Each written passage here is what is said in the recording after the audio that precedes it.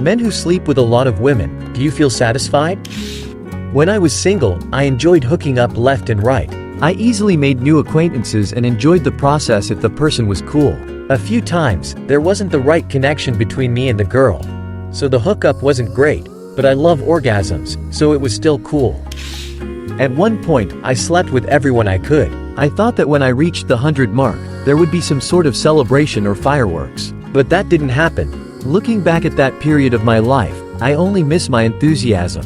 The hookups with random people didn't bring me satisfaction, and I got nothing out of them. I wish I hadn't done it. I feel like I can't love or feel emotions anymore. I can't find intimacy with any woman. It sucks. Meaningless sex kills your soul. A few years ago, I lived like that and felt crappy about it. Sure, it was fun meeting new people, and I liked the process of flirting, chatting, and then a one-night stand.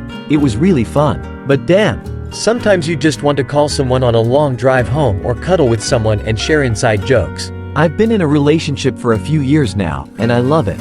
Do I miss the time when I slept with random girls? Of course. Would I prefer it to what I have now? No.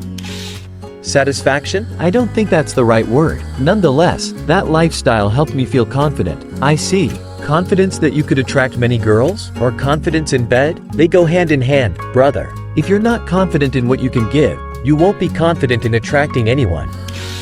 I lived like that for many years. I was in my early 20s. I wanted to assert myself. I wanted to feel desirable and valuable to women. The problem is, I could never gain that self-esteem through women. I had beautiful girls and not so beautiful ones, thin and very fat. But to me, they were all the same because I didn't value myself. I was deeply insecure and thought that the number of women who wanted me would prove that I was a worthy man and/or good-looking. Only when I truly fell in love with my ex did I understand what love is. Now, I'm in a much better place emotionally and romantically. I am very selective about who I talk to and who I date. I made that mistake too. That lifestyle helped me get out of a depressive phase, but instead, I developed a sex addiction. I felt like I needed to prove my worth after a very turbulent divorce, during which my ex-wife firmly stated that she never loved me and hinted that I was just a worthless man, etc. Back then, I put women on a pedestal too often. Now I understand that my value doesn't depend on women but on my personal abilities, competence, and confidence.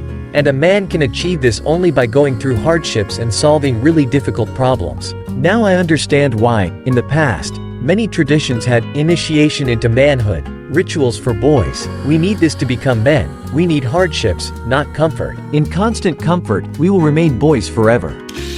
After my divorce, I started sleeping with different women. On some level, I enjoyed it. In marriage, I felt somewhat abnormal because I often wanted to have sex. But here I suddenly found the understanding that everything was normal with me. However, I did not feel happy or satisfied. To some extent, it all seemed mechanical. You just pick a way of meeting that might work with her, flirt and see if she reciprocates. You see what happens next. The whole process started to seem like a real job to me. A few years ago, I slept with a woman who was a copy of my school crush, only 17 years younger. She even had the same character. To avoid questions, she was 28 at the time. I already knew I would never allow another woman to control me so much. So marriage was out of the question. We had a great roll in the hay and fell asleep. In the morning I woke up, went to the bathroom and looked at her in the mirror above the sink. At that moment I suddenly realized that mindless sex does not contribute to my happiness. After that night, I just stopped living like that. When I was single, I had a couple of casual relationships. Terrible experience. It's as if we surgically removed all the intimate and emotional connection, leaving only the sexual act. During the process itself, I felt awkward, and afterwards, really crappy.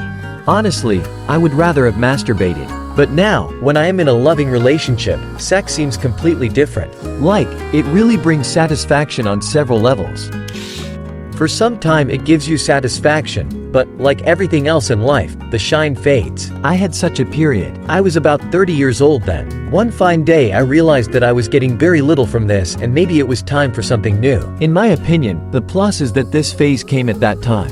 Just some of my friends were going through a midlife crisis and tried to plunge into such a life in their 40-plus years. For them it became possible thanks to a more comfortable financial situation. As a result, some guys' families fell apart, and many of the relationships they were drawn to were based purely on money. I'm glad that my womanizer stage came at a time when the stakes were lower. Nevertheless, many years later I feel guilty for possibly being reckless with the feelings of some people. I lead a promiscuous sex life because I don't want commitments and use sex as a way to relieve stress. I have a very stressful job. Makes sense. What's your main way of meeting girls? We have a couple of well-known places, bars and clubs, where people are looking for a one-night stand. But recently I also started trying online dating. It's worth noting, without much success. I also have friends with benefits, but there it's like, you're not quite friends, just using each other to have sex. In addition, I'm bi, so I don't limit myself to women, which makes sex even more accessible. I am 36 years old. From 24 to 34 years old I slept with a bunch of women. We're talking about 150 to 200 bodies, 2 to 3 different partners a week. After the COVID madness, I was one of the unlucky ones and I started having exhausting autoimmune problems with my body. Health problems completely ruined my self-confidence, which led me to a psychotherapist.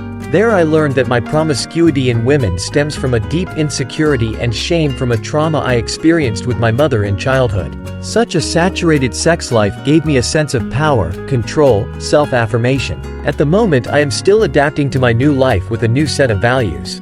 If I could turn it all back, I would. Today I still have problems with healthy relationships and intimacy. It all turned out to be pointless. How did you manage to find 2 to 3 different partners a week? I lived in a small town and made a name for myself thanks to my job. Not exactly, but these girls just don't consider me suitable for a relationship. I would love to fall in love, but apparently, I'm just not that kind of guy. My penis felt satisfaction, but my heart did not, so I quit it. Exactly.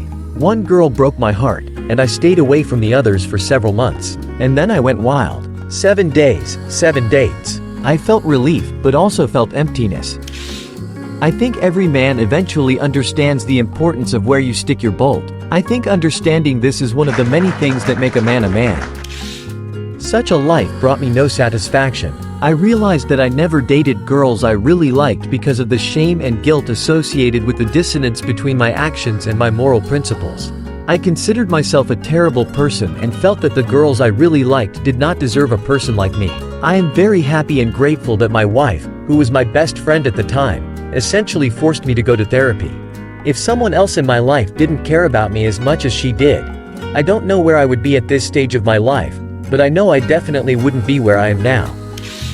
I remember when Tinder first appeared. Using it, I always looked for serious relationships only. But at some point, it seemed to me that everyone around was just having sex. In the end, there were 3 events that made me stop leading such a lifestyle. 1. I was deceived. That chick had boobs in all her photos, so I thought she had big breasts, which I liked, but when she came, I saw that she was just huge. Like, she had to squeeze through the front door sideways. 2. I got infected, caught some shit, and I needed to have a urethral swab. And that's probably the most painful procedure. 3. I was used. I had been texting a girl for a couple of months and was making every effort to build a connection with us. She would respond to me with a few words every few days if she responded at all. Suddenly out of nowhere she suggests we meet. I arrive at her place around midnight. She gets in the car and, without even looking at me, the first thing she says is, "There's a park we can go to," and hands me a piece of paper, which I just put on my lap. We drive to the park in 5 minutes. She gets out of the car and starts undressing. I look at the paper and see that it's STD test results, negative. There was a heavy fog outside, so no one could see us. We just fall on the back seat and have sex. Right after that, she asks for the paper back and says, "Thanks, my boyfriend doesn't like doing this, so you really helped me out." We got in the car, and I drove her home. We didn't say a word on the way. Her boyfriend was waiting for her on the porch with the light on. She kissed me on the cheek and got out of the car. I heard her boyfriend say, "How did it go?" She answered, "Good," and they went into the house. She never texted me again. After these 3 incidents, I quit. I think many of these men may have some deeply rooted issues. I myself had extremely messed up views on sex life because I had an experience of sleeping with 2 different adult women in 2 different cases when I was not yet of age. Because of this, I turned into a manipulator, constantly trying to go beyond normal sexual behavior, unfairly expecting from girls my age the same perverted actions as from those 2 women. Because of this, my peers quickly bored me. In addition to all this, my family despotically controlled my moral values, not by direct instructions, but by imposing their extremely restrictive moral values on me. If you add all this up, you get a person with serious problems who is limited by various obligations. Thank you for watching. How many partners have you had, and how has it affected you? Tell us about it in the comments. Don't forget to subscribe to our channel.